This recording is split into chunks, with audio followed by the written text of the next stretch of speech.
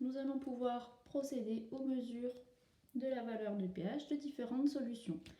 Donc j'ai déjà préparé des petits morceaux de papier pH que j'ai disposés dans la coupelle. De cette façon, ça m'évite de m'en mettre plein les doigts et puis aussi ça m'évite de tenir avec les doigts le papier pH de façon à ne pas l'abîmer, à ne pas l'altérer.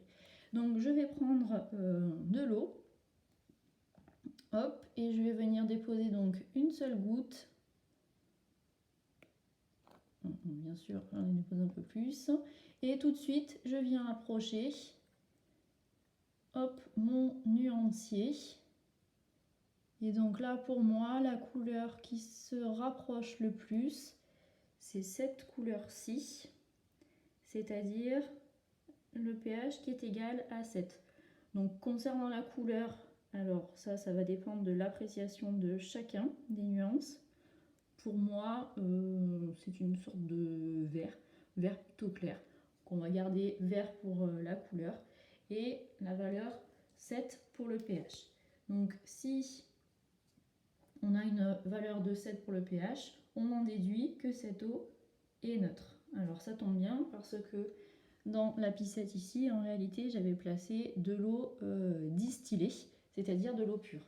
Par contre, si on fait la même chose c'est-à-dire une mesure de pH pour de l'eau du robinet par exemple, cette valeur peut être légèrement différente.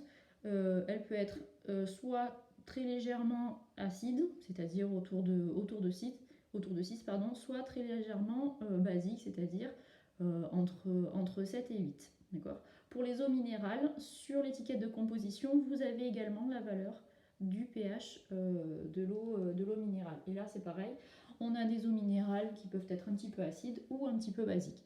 Grosso modo, c'est plutôt quand même autour d'une valeur de pH égale à 7, mais ça peut être un petit peu acide ou un petit peu basique.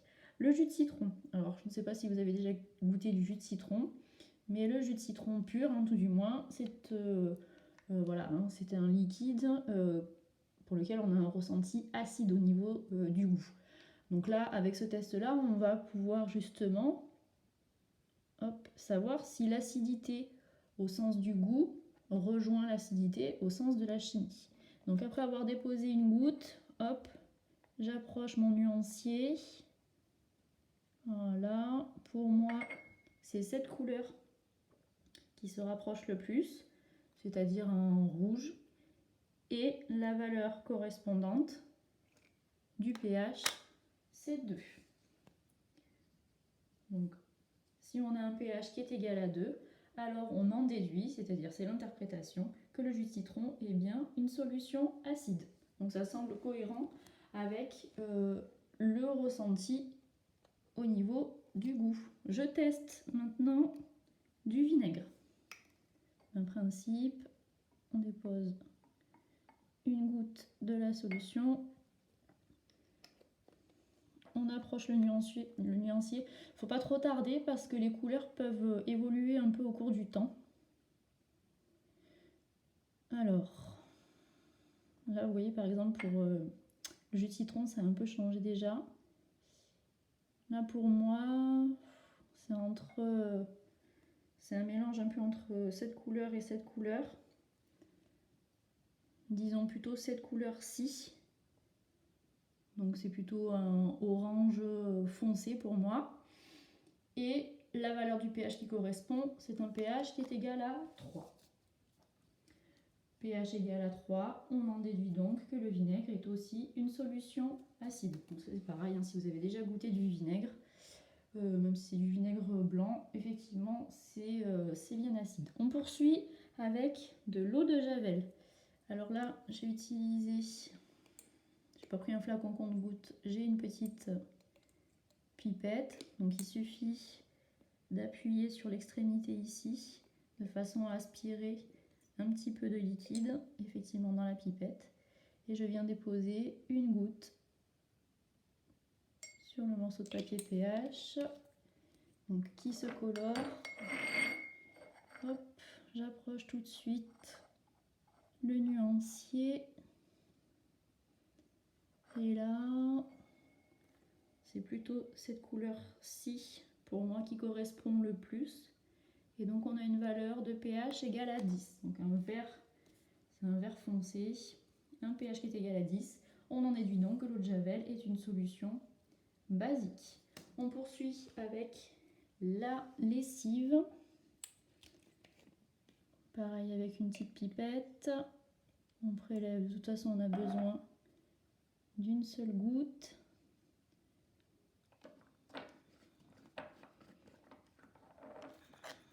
J'approche mon nuancier. Et là, ouais, je dirais cette couleur-ci qui correspond à une valeur de pH égale à 8. Autrement dit, cette lessive est basique. Le liquide vaisselle. On poursuit, une petite goutte, le nuancier.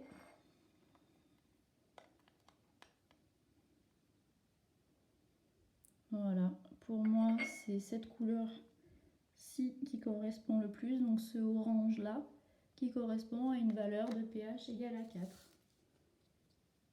Donc hop, je le note en même temps. Autrement dit, le liquide vaisselle, ici, est une solution acide. Alors, en TP, si vous aviez réalisé ces expériences-là, tous les groupes n'auraient pas forcément obtenu la même valeur du pH, alors que vous auriez dû tester les mêmes solutions. Simplement, le papier pH, lorsqu'on l'utilise, eh bien en fait, il dépend de l'appréciation de chacun des nuances de couleurs. Et au sein d'un même groupe, vous n'auriez pas forcément été d'accord sur la couleur à choisir.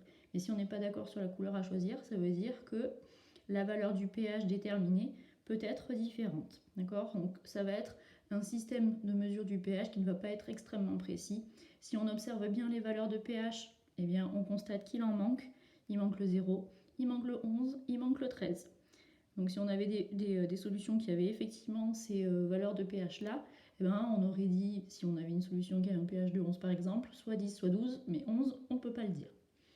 On termine avec la détermination de la valeur du pH d'une autre solution, un cola.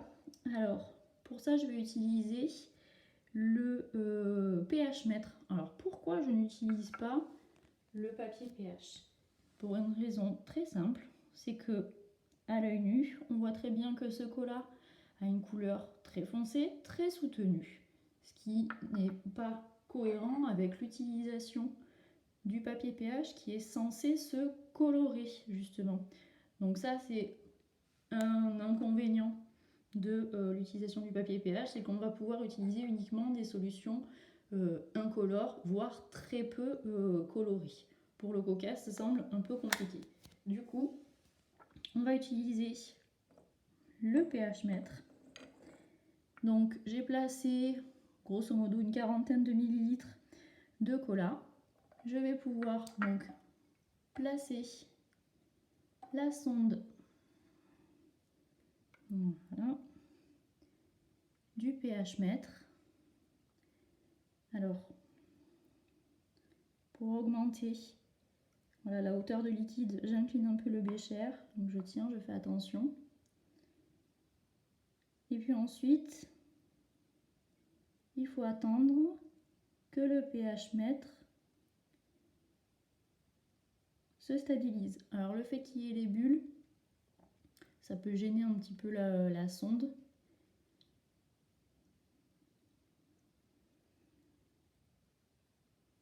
Donc parfois il faut attendre plusieurs secondes voire minutes avant qu'il y ait une stabilisation. Là on a l'air d'être pas trop mal. On va donc noter. Ah, ça change. Alors souvenez-vous, quand on a un appareil électronique, qui dit appareil électronique dit degré d'imprécision, d'incertitude. Là, on voit qu'on a une précision à 0,01 près. Donc si l'appareil de mesure hésite entre deux valeurs différentes de 0,01 près, on est dans justement le degré d'imprécision de l'appareil. Là, ça a encore un peu évolué. Donc voyez, il faut quand même attendre. On a quand même déjà une idée de la famille à laquelle appartient la solution, mais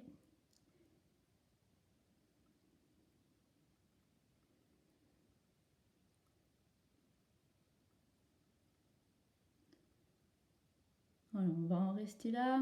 3,66 pour la valeur du pH du cola. Donc on voit ici que l'inconvénient majeur de l'utilisation du pH mètre, eh bien, c'est un peu plus long du coup, autant avec le papier pH, on dépose la goutte, la coloration se fait tout de suite. Donc j'effectue un rinçage avec l'eau distillée et je restocke. Donc, hop, voilà, une utilisation un petit peu plus compliquée entre guillemets avec le pH mètre qu'avec le papier pH. Ceci dit, l'avantage très significatif avec le pH mètre, c'est qu'on va avoir des résultats, bien sûr, beaucoup plus précis. Donc il faudra voir, en fonction des cas de figure, si on a besoin d'un degré de précision important ou pas. Et c'est ce qui nous permettra de faire le choix entre l'utilisation du papier pH ou du pH mètre.